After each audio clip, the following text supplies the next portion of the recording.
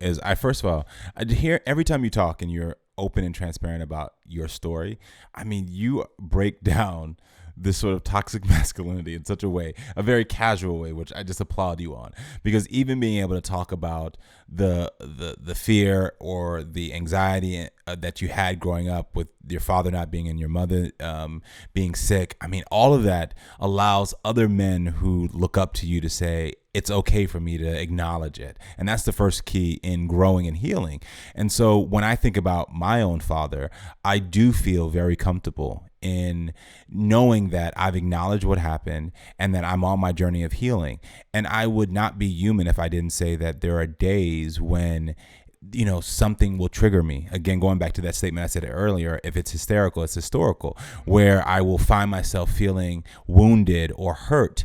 And that's when I do what I did when I was younger of acknowledging it out loud, saying quickly, I'm feeling hurt in this moment because I'm reminded of how I felt around my father or around the way my father treated me.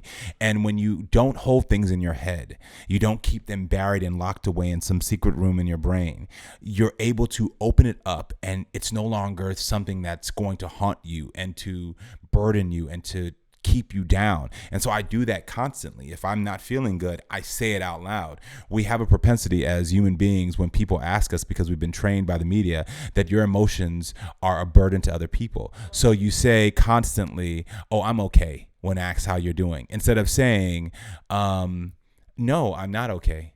And I just need to acknowledge that. Doesn't mean that I'm expecting you to solve my problems, but I need to say it out loud so that way I can acknowledge it and then begin the journey to heal myself.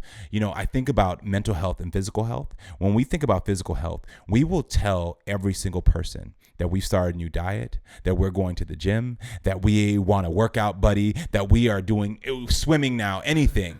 But when you are on a journey of mental health, and you won't tell anyone, you won't acknowledge the anxiety you're going through, you won't acknowledge your sadness, you'll acknowledge happiness, because we believe and been trained that that's what other people want to hear. But there is deeper connections in being honest about all of your emotions. And so for me, when I acknowledge it and say it out loud, yes, I'm feeling triggered right now because of something that happened to my father. I say it so that other people know they're not alone in their feelings, but then also by saying it, I'm not alone anymore.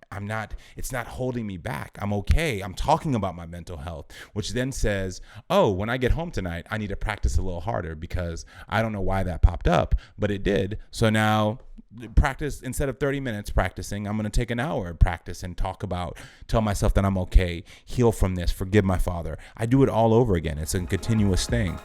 Thanks for watching this podcast and going all the way to the end of it. Would you so kind as to click the bell, it might not be there because they're over there, and subscribing so that we can infiltrate your serenity and peace of mind with jangling bells and buzzes. Thank you.